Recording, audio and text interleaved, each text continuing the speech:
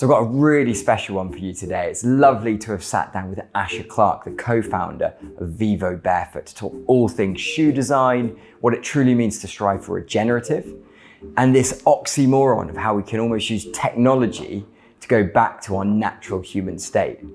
He is such a super special guy, and Vivobarefoot are doing some real industry-leading things. So I really, really hope you enjoy this episode of Shifting the Narrative. And without further ado, Galahad Clark. So Asha, hello. Co-founded Vivobarefoot in 2012 with your cousin Galahad, is that right? Correct. 2 times 7th generation cobblers. I mean, that's a long lineage. Yeah. I kind of stolen this. I mean, obviously you have a really passionate community at Vivobarefoot, but you're based on one simple insight, which is that barefoot footwear is regenerative to human health. Correct. That's a pretty bold statement. Love that. Yeah. I mean, really, there's no secret sauce in the footwear. The kind of secret sauce is in the foot.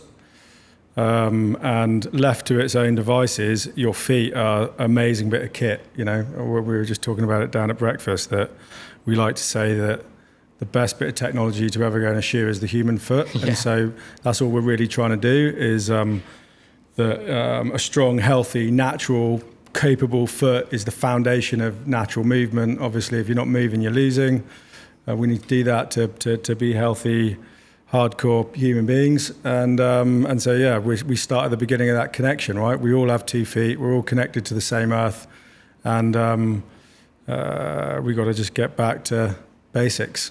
It's funny because obviously we've just had a sustainable business breakfast downstairs, and when you said that in front of the room, everyone was like, oh yeah, okay, that makes so much sense. You could hear that almost that like breath of so maybe we'll unpick that in a second and understand where that proposition kind of came from. But not many people know this about me, but when I was 10 years old, I wanted to be a shoe designer. That was like my passion. Ultimately I was a skateboarder. Skateboarding was totally my life. It was an obsession just around these cool shoes. I'm intrigued to know what you wanted to be when you were 10 years old. If I'm honest, I've been asked this question quite a lot, and it's not a particularly simple answer, but there is definitely a really strong touch point that really mirrors what you're saying too. Yeah. I was into skateboarding and sport and surfing and stuff like that when I was younger. Like 10 years old, and I was really into where you had footwear and or brands that seemed to cater for a functional need. Skateboarding shoes are a kind of good example of that. I was like the rest of the world in the 80s and 90s, you know, with the sexiest footwear brands in the world. And that sweet smell of petrochemical mesh and foam and air bubbles is a heady mix, right? And definitely like those were some early touch points. In answer to your question, I think I wanted to be into surfing and being outdoors and making some kind of product, but specifically connected to an organization that really had, even at that, pretty much at that age, that had kind of purpose in and around it. I'm from, as you pointed out, already you've given away my dark secret. I am a 7th generation cobbler from the Clark's business, and we've been talking a lot about B Corps, but they were like a Q Corp, right? It's almost the original B Corps of purpose-driven, community-connected, value, innovation, and so I think it's shoemaking and Q Corp-ness was probably in my genes, which is where it comes from, I think. And I guess those skate brands, you know, they were so influential because they were based around community, based around, I guess, a purpose of progression, and also like an influence in creativity as well. So I guess that's just been in the heart of you that's obviously influenced. You're now co-founding of a company. Totally. There was a really strong cultural and social element to skateboarding. Obviously, skateboarding more subcultural, which is exciting depending on what you're into. But I was into all of that, surfing, skating. But then even the bigger brands, they really tapped into that zeitgeist too, right? At a cultural level of of music and athlete in the same way the best skateboarders out there, your Tom Pennies or whatever that led those brands, or your Tony Hawks. It was like that, human beings at the epitome of human performance wearing the product is a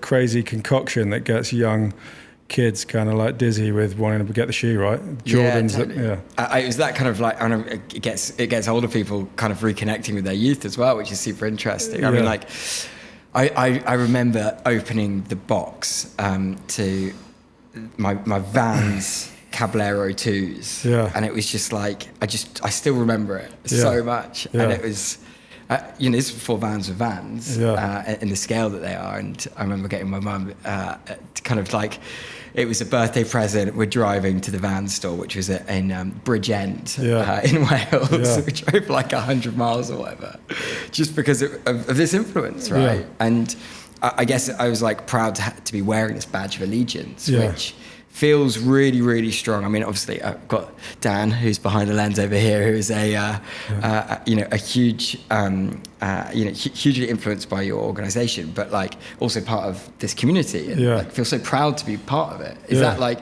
I guess, is that intentional in your kind of brand marketing development, or is that just something that you're really proud that's just existed and developed organically? I mean, it kind of, I guess it is intentional and it's inherent with brands, right?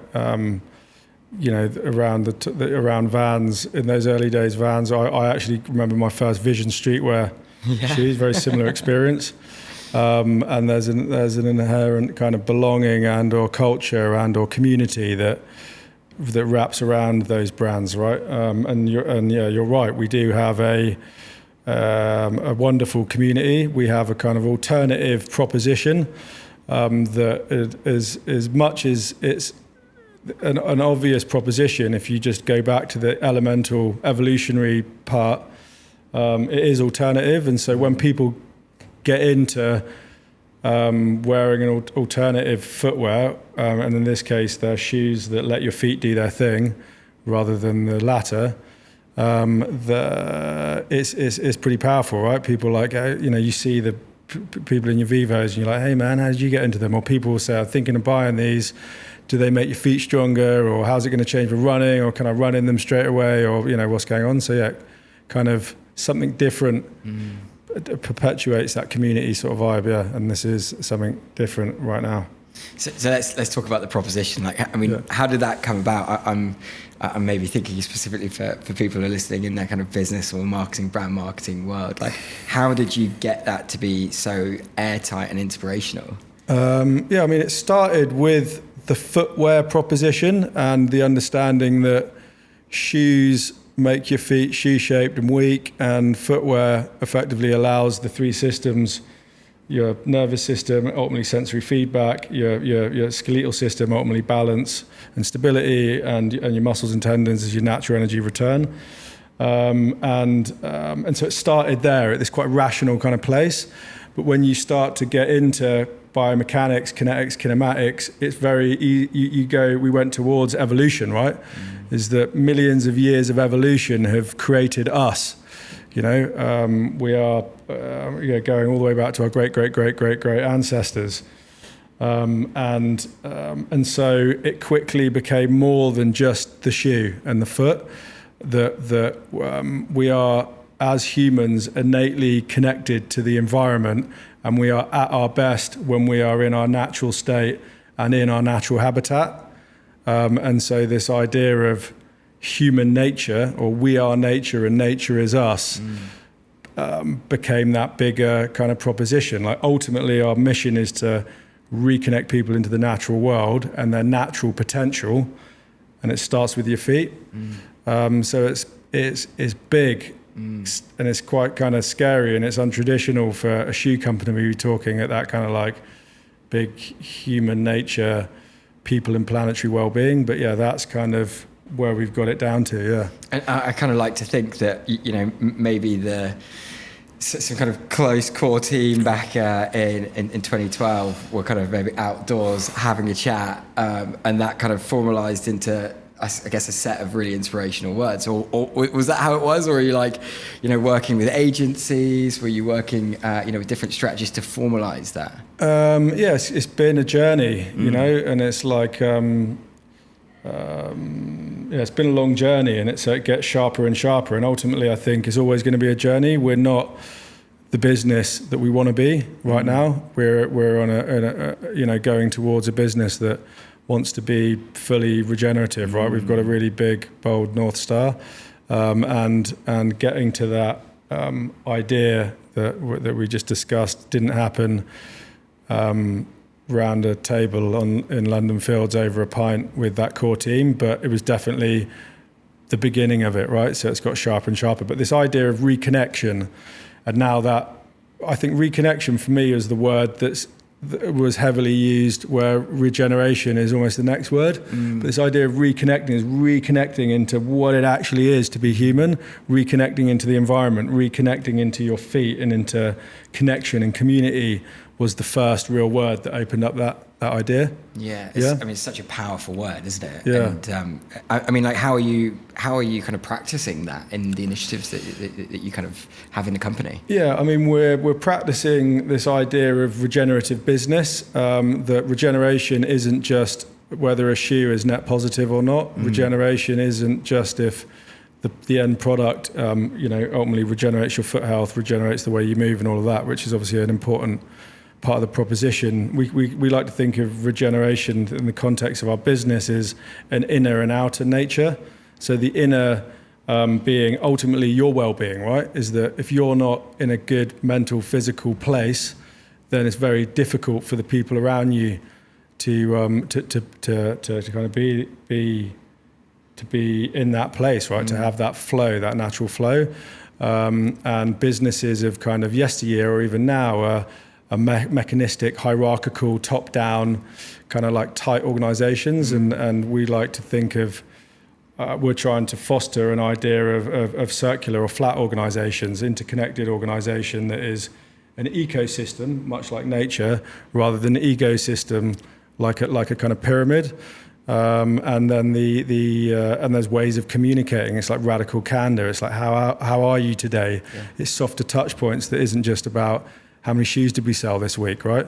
And then the outer nature is your services to society and the planet, right? Through products and experiences and services. And so that's kind of the framework of how we're trying to be more regenerative, because it's systemic challenge. It's not just about the next shoe. Yeah, and there's so many layers to it, isn't it? I guess specifically from a design perspective, your head honcho of the design elements, how does regeneration really fit into your principles of design? And I guess, have you got any kind of tips for designers in all different fields for how they can, I guess, embody some of those things that you believe? Yeah, well, I think what kind of pillars down, so to speak, is that it's from human nature, right? It's a human health proposition and a kind of planetary health proposition. So at a human health level we're trying to make, it's a virtuous circle in a way. The less shoe we make, or footwear, the better it is for human movement and the better it is for planetary health. There's a cool Buckminster Fuller quote I think it's like, do more with less until eventually you can do everything with nothing. Right, and so it's like it's such a big North Star statement of like getting to circularity, getting to natural health, getting to all these areas. And so within product, we're trying to make as little shoe as possible, right, at its core level, and just get right back to eventually maybe nothing at all, at least at a kind of metaphorical level. It's super interesting, and that the word regenerative is obviously starting to be used quite a lot in lots of different industries and lots of different areas of business and society. I guess, what are you most excited about with this regenerative movement, and specifically in business, and what do you think are the biggest threats? What am I most excited about? I mean, I think it's effectively just biophilic design, right? It's looking to nature for solutions, which obviously we believe in. Reconnecting to nature is the best thing we can do, and so it's a bit like the footwear proposition. Actually, when you unpack it, it's just natural principles, right? You know, when we, you know, the worst thing we did at the beginning of the industrial revolution is we were emancipating ourselves from nature.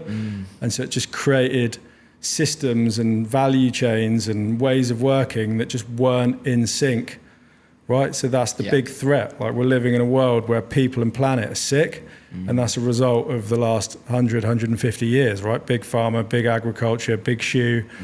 And that's the challenge that we need to unpick. And the opportunity is to create businesses and organizations in the shape of natural systems. We've done a lot of work and are still on the journey, right? We spend more time in nature. We're creating a head office, which is going to be a nature retreat style setup in the woods. Amazing. Somewhere between here and London. It's a way of working together. It's a way of designing. It's a way of hearing, listening, being better individuals. I guess our biggest threat is kind of ourselves, right? It's like, we know what we need to do. We've just got to get on and do it. And hopefully we can work with like-minded organizations and inspire people along the way to think naturally. I mean, this is like the multi-trillion dollar question here, but like, how do we do that? And I mean, are you optimistic in any realm that we can do it within any relatively close time frame? Yeah, I mean, like, it's a scary, I don't know what kind of podcast this is, but it's a scary world out there, right? You know, because the entrenched kind of interconnection of big business and democracy and the way we need to start doing things is going to be a tough one to unpick. And I think at a grassroots, obviously there's a lot of people working at a legislative level in these areas to try and create things, guidelines and ways of working and or structures to hold people accountable to that. I mean, probably like one of the best simple moves that could be made is, and it's not a perfect solution, is that all businesses need to become a B Corp, right? So that instantly you are legally obliged as a board to adhere to not just the financial bottom line, is a big one. You know? Do you think it's doable? And then let's say it's starting to happen, right? There's a lot of organisations that are becoming B Corps. I think there's a kind of another dimension that we need to go on that beyond B Corp. I think technology can play a really big role to leverage all of that. I know, like, technology right now is the bad guy, right? Of just like technology is really bad. But yeah, the way we approach things and the way we use technology to ultimately leverage making better, purposeful businesses that are good for people and planetary health. At grassroots level, we just got to do it, right? Show that it's possible. How are you doing that? I mean, obviously, you're kind of almost talking about humans just going back to its most simple form when it comes to footwear or shoes. But how are you using technology to almost connect us back to those roots? Yeah, it's ancient wisdom, modern technology, right? Is that like I guess it's an unrealistic idea that we're all just going to go and live kind of in the woods, in a cave or whatever. Quite nice though, wouldn't it? Would be bloody nice. I try and do it from time to time. We actually just did our final year budget sign off in the woods 2 weeks ago. So we try and do it. Just on that, before we kind of tangent, like, what did that bring to that specific, quite formulaic, businessy thing that you've got to do? Like, how did that benefit? It's big. I mean, I think like the person you are when you turn up at an office on the underground from your synthesized environment of light, synthetic food, and stress at home or whatever is very different to the person that turns up that slept, in a sleeping bag under the stars and like had a couple of glasses of wine and did a bit of foraging the night before. And the senior leadership that turns up to the conversation the next day is pretty different. Yeah. So it's soft stuff, but it's meaningful, right? It's like when you go out, it's becoming pretty common knowledge now is that when you go out in green and blue health, when you go out in nature, when you go swimming in the ocean, there are physical things that are going on that make you a better, healthier, happier, less stressed human being, and we need to bring that to bring that to those big decisions. I think that is the root of the catalyst that's going to kind of evolve things the quickest. I mean, we've just developed a nature committee at Enviral so that we can do all of those things, like have a segment of people in a team who basically just force us to do that, because it's so easy just to get trapped to your kind of like Zoom video conference or whatever and just get trapped in your calendar. But yeah, you're totally right. So let's kind of go back to that initial question around how you're kind of using technology to ultimately connect us to the most simple things that you're standing for. Yeah, I mean, you got I was at it's an interesting one. It's like healthy digital or whatever you could call it. So there's a lot of different things, and we have a particular 2 services within our business. One is a service to take back product and deal with it at the end of life, clean it up, repair it, whatever. And that's going to evolve into helping to close the loop on the future of our circular products that are coming through. And there's a technology element to impact behavioural change, to get shoes back. And there's obviously a technology element to deal with the complex user experience and the ultimate value chain of getting those shoes in, getting those outputs out and getting it back into the ecosystem. The other key thing that's obviously at a product level is what we call Vivo Health. So that's a kind of health platform where we effectively sell courses, and the idea is to enable people, obviously it starts with your feet and mobility, but breath work, sleep, hydrogenesis, hot and cold, various nature skills, etc. Enabling people with toolkits to get those core pillars in their life, like just waking up in the morning and having a cold shower, doing 30 minutes of movement and doing your breath work has a seriously meaningful impact on your health. I heard a cool one from Professor Huberman of like the cold water things, bananas, right? It's like 19 minutes of cold water where it's just uncomfortable cold a week, increases your serotonin levels by 4x, and you can sustain that serotonin level after a cold shower for up to 4 to 6 hours in a day. Wow. So it's literally making you happy. That's mad. Right, which is mad. And that's all you got to do. The payoff, no one wants to get in a cold shower, but the payoff's meaningful, right? And there's obviously a lot of metaphysical things that are going on. So that's like one of the technology things. Tell us about the other shoes that you said you were going to be wearing. Yeah, so the big one, and I'm not wearing them today. They're actually in my car. We are about to launch something really new.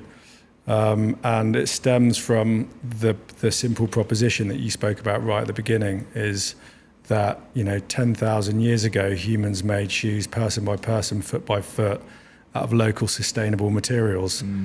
Then you had the Industrial Revolution where it all went to put, and it's not fit for the future. And we say 10,000 years later, today we have no choice but to do it again.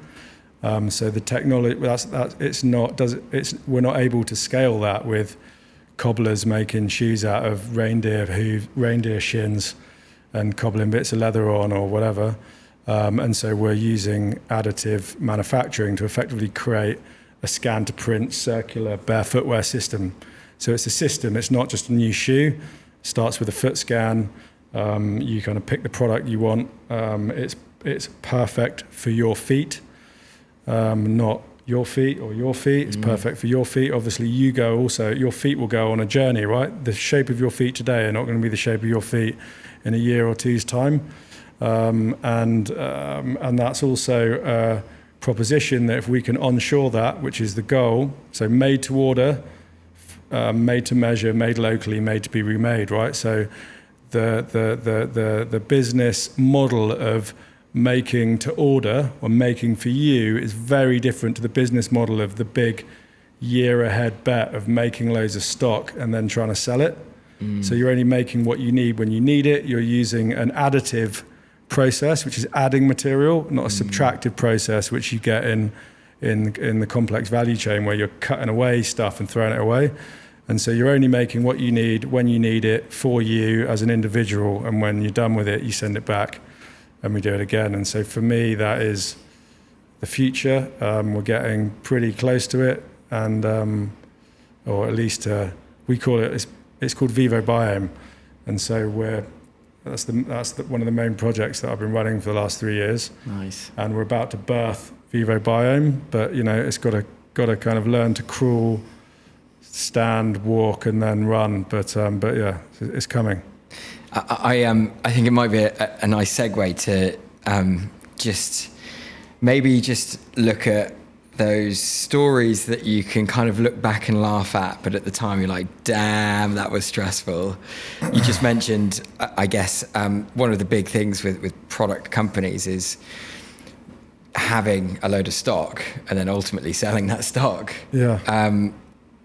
Has this been an easy journey? Has it been stressful? What are the interesting times that you can talk about, the laughable moments? There's been a lot, honestly. It's been I think like someone asked me a similar question the other day, and like I boiled it down to like ignorance and grit will get you a long way. And so there's a lot of just like, if I looked at what we were doing a year ago or what we're doing a year ago to now, you probably wouldn't continue going, right? There's this just kind of like, you just kind of keep going to the next stage. Continuous iteration, yeah. But you're kind of ignorant enough that you kind of don't quite see it because you believe in what you're trying to do. And you've got the vision, you've got the North Star. You've got a bit of a North Star, yeah. And you're just kind of like just doing it. And then there's enough grit, which is basically just being stubborn. You're like, fuck them, I'll prove them wrong. Or like, I can do it. Or we can do it. We'll get you. Has basically got us to where we are today, and I think probably me and my business partner, my cousin, have got. That's probably one of the key things we share is those two traits.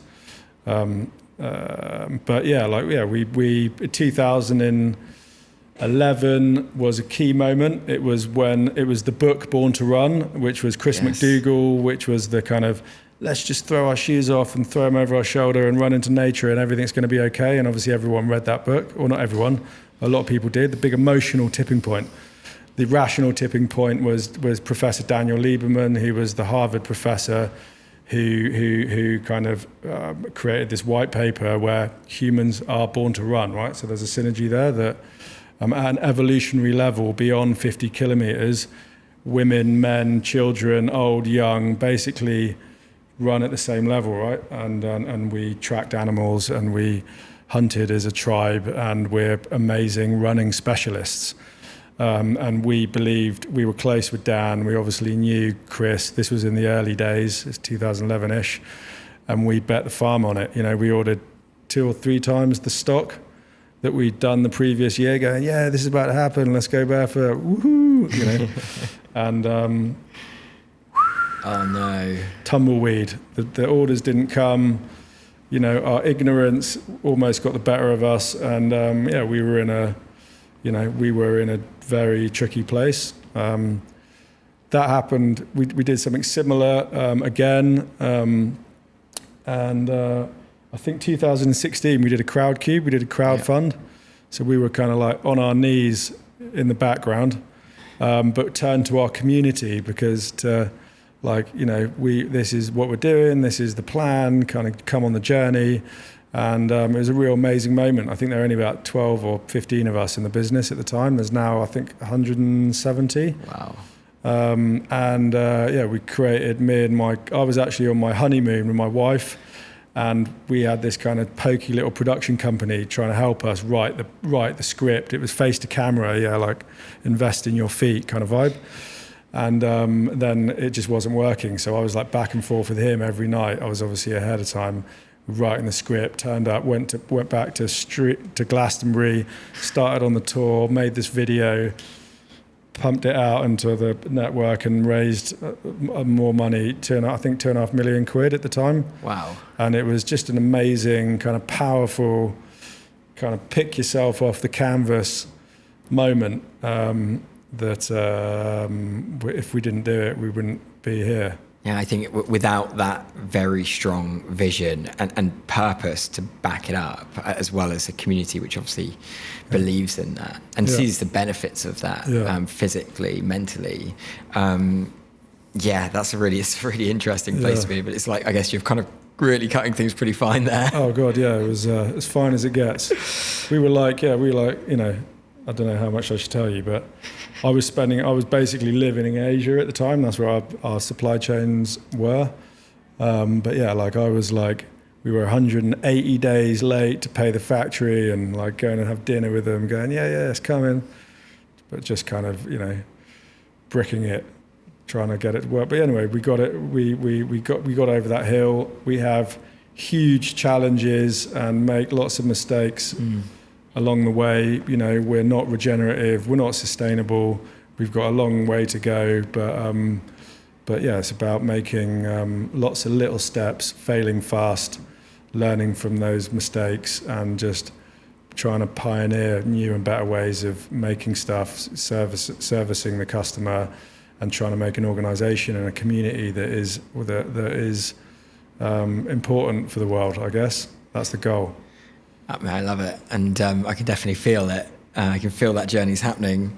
I saw something on your Instagram, which I guess at the time would have probably been quite laughable. Okay. Which is the Vivobarefoot, the wagon that got stolen. Tell us about that. That's a while ago now. You must have really gone back to the. Well, it was so in your title, it just stood out. Yeah, the wagon was a marketing or a brand kind of idea, so to speak, to get Vivo out to people. We actually worked with Studio Hardy. Do you know them? Yeah, I know them. And we kind of came up with, we ultimately just wanted to create something that you could tow behind a vehicle and be able to deliver kind of events and education and trying on, and ultimately just try and get the word of living barefoot out to our community. Obviously it started in the UK. We built this beautiful kind of hexagonal kind of Toblerone-esque kind of thing that all opened out, like it looks like a sauna almost, doesn't it? It was like a hexagonal kind of sauna. That's definitely on my kind of life goals, getting a sauna. Anyway, and next to the ice bath, right? Next to the ice bath, yeah. Which is that's a recent story actually, but someone stole, and it was an amazing thing, right? It happened for about 6 months, run by this beautiful girl who was like just so Vivo, called Anea, who's like the cousin of a good friend of ours, and she just ran it with so much passion, did all these amazing events, and then suddenly we got a phone call going, the wagon's been stolen. We're like, what the fuck? Like, the wagon's been stolen. Like, where is it? And we put out social media, which is probably what you saw, of going, where's the wagon? Who can find the wagon? And it was found in a pile of ashes. No way. So someone had stolen it and burnt it down. Surely it's Adidas. Maybe it's not, Adidas or Nike. Got to stop pissing those guys off. And it got burnt down. So it comes up regularly of like, should we make another wagon or should we do that again? I think we probably will for sure, but it's in the future roadmap. Yeah, so rest in peace, the wagon. With that in mind, I guess because you're ultimately getting people to unlearn what they know as what's good for their feet. Yeah.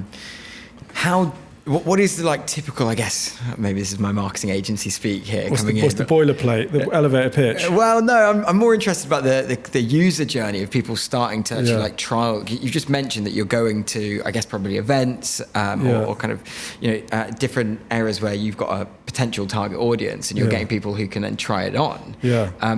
like, is that the main route? Is it the community, spreading things and spreading the benefits? Like, how do you get people to like try your shoes for the first time? Yeah, look, it depends on the person. It completely depends on the conversation. So, like, really, I was chatting about this just downstairs with one of the guys there, and like, we're kind of our target.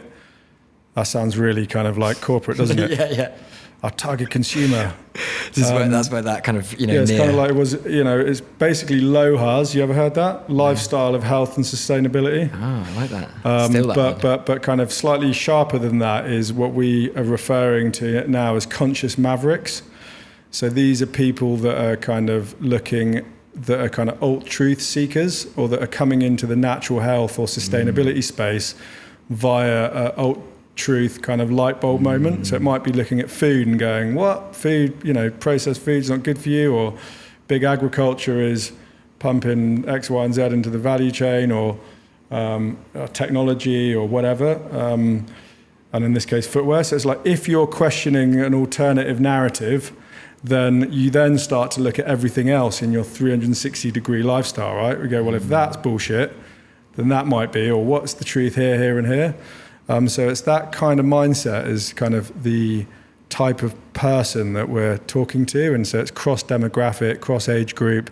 It's not just runners. It's not just, mums or whatever is who we're talking to. But I guess, and the route in is a lot easier because we're selling a very untraditional footwear proposition or shoe proposition, right? Is that, 40 or 50 years of the sexiest marketing from the sexiest brands, your Nikes, your Adidases, your Michael Jordans slam dunking and jumping higher, and your Carl Lewis's running faster, is that they own the narrative, right?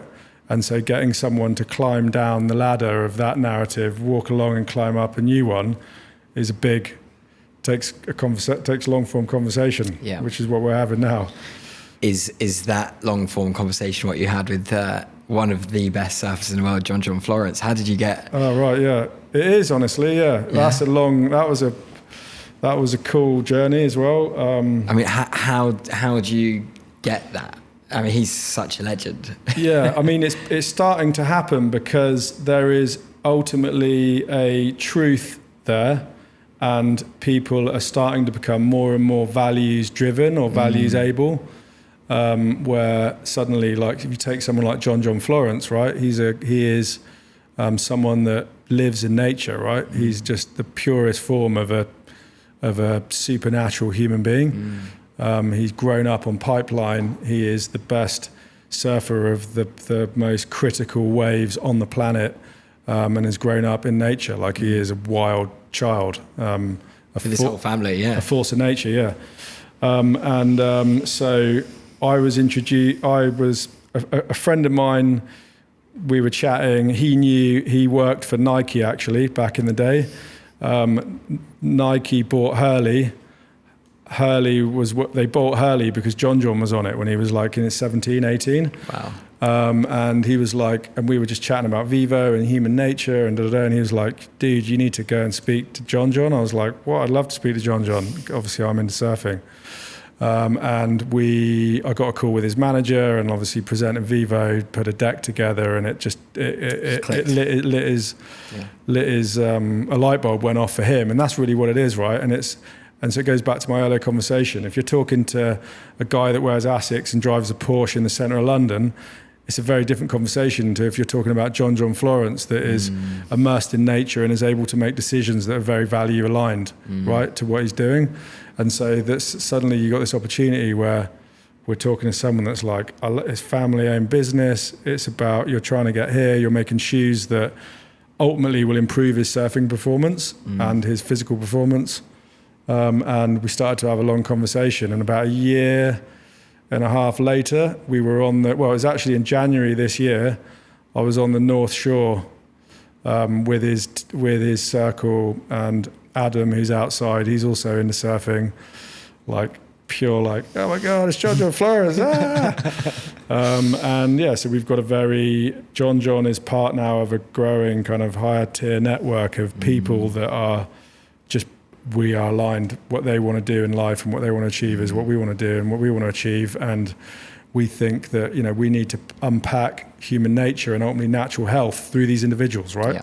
Yeah. That's the best way to do it, because, in the same way Michael Jordan and Ronaldo and Messi own the playground, we need the new kind of, supernatural humans of the future to help get the message across.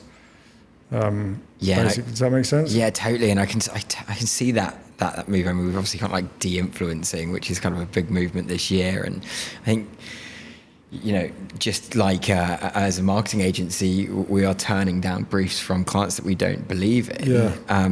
We're starting to see that with people of influence as well. Yeah. And, I guess, especially the people who are in that same mindsets that, yourself has got of kind of closer that people are to nature, the more likely they are to protect it. Yeah. And the more likely to get those benefits. Like, obviously, it just all aligns, doesn't it? It aligns, yeah. Yeah. And they're easier conversations too. And we're actually starting to get it with really big athletes. I can't mention any names, but you probably see them out there. But where, like Vivo is like the best kept secret training tool. Wow, really? So like American football players, basketball players, hockey players, footballers, tennis players, where back, obviously they got huge endorsements, but back of it, because I had exactly the same conversation just downstairs as well, is it almost doesn't matter what you wear on game day or what you wear when you go out on Saturday night because you want to look cool. It's what you're wearing 90% of the time is just, if your feet are turning up to whatever you're doing, stronger, healthier, natural, more mobile, that's a benefit, right? And so these athletes or these people that are in the game of human performance and injury reduction are going, okay, and their truth providers being the strength and conditioning coaches, it's almost naturally as a proposition, it's like, strong feet, healthy feet, more balance, that makes sense, cool, let's do it. So that's starting to happen a bit as well. I think you may be alluding to a few things that you can't necessarily talk about that seem pretty big over the next few years, but is there anything that you can kind of end with that is really interesting in your kind of growth journey? Yeah, I mean, I think like I'm a bit biased here. I think Vivobiome is huge for us. Yeah. Obviously, we touched on that earlier, is dematerializing the complex offshore wasteful supply chain of yesteryear and trying to create made to order, made to measure, made locally, ultimately the best footwear for you when you need it, and is a huge step for us to get towards a more regenerative future. Frankly, in my opinion, the only way to do it. So it's just a question of, can we do it? So I'd say it's massive. And there's loads of other great things and really exciting initiatives going on in our brand. There's amazing people joining our community. There's an organization of incredible shaped brain humans that I get to work with regularly, and it's a real humbling to see this growing band of people like on the journey. Trying to do this. I'm kind of like first day of the rest of your life, right? It's almost every day is a new day. Exciting times. Well, I know a lot of my network and our clients, look at your impact report as a pretty role model thing for their own organizations in totally different industries as well. So that's nice to hear. I think you're having a much bigger impact than sometimes you might even know as well, which is super exciting for the journey. Cool, appreciate that. So just to end, like I always do, three questions. What podcast or book would you recommend the most? Podcast or book. I think it's quite important to listen. It's very easy to get stuck into your own echo chambers. Yeah. So I like to try and keep my listening and comms with people that represent both sides. But if I'm to pick one, like probably controversially, we're about to start working with this individual, is a guy called Russell Brand. Yeah. I was recently I recently had an ice bath and a sauna with him, and my cousin. And, obviously he is a voice and a pillar in the kind of alt truth world. He comes from a very kind of like, I think, authentic, but obviously Russell perspective on it all. Very so unique. yeah, but ultimately he's platforming some of the most important thinkers and alt truth providers out there, and I think there's more of those types of people, but I think that's just really important channel that should be part of your diverse channels of knowledge and listening. So you went for a surf at 7 a.m. at the wave this morning. What was your kind of band or album that you would typically listen to on the way to a surf or on a trail run? It's a good question. Wu-Tang, 36 Chambers. Huge. You know, definitely like, you know, that was just a complete step change, original perspective on kind of raw, super creative, countercultural leading, heady kind of hip hop. So yeah, now and then I like to listen to Method Man and ODB and, you know, Inspector Deck do their thing. Gets me frothing for a surf. I've got it on vinyl, and my wife kind of knows whenever I put that on, it's going to be a good cooking session. Yeah. And they were obviously, you know, like the Iron Man album, right? They were obviously into the creations of my forefathers, you know. I think there's a line like, shoe fly shoe, what the fuck you gonna do? Grab a brew, smoke an L or two, with the Clark crew, or something like that. So that's just embodied into you now. It's kind of there. Now and then you hear a kind of Wallaby line or a kind of Clark line. So Speaking directly I can to connect you. to that a bit. So yeah. And finally, if you could collab with one brand or influencer, who would it be? I think we're kind of starting to right now, so it's like a really exciting moment where we're able to have like real conversations where they're mutual on both sides, and there's some exciting ones coming through next year, so watch this space in all areas, from music to truth providers to athletes to surfers, etc. We're about to start working with and I was just came back from Stockholm yesterday. Again, 2 years in the making, but we just had our first product interaction. A company called Houdini Sportswear.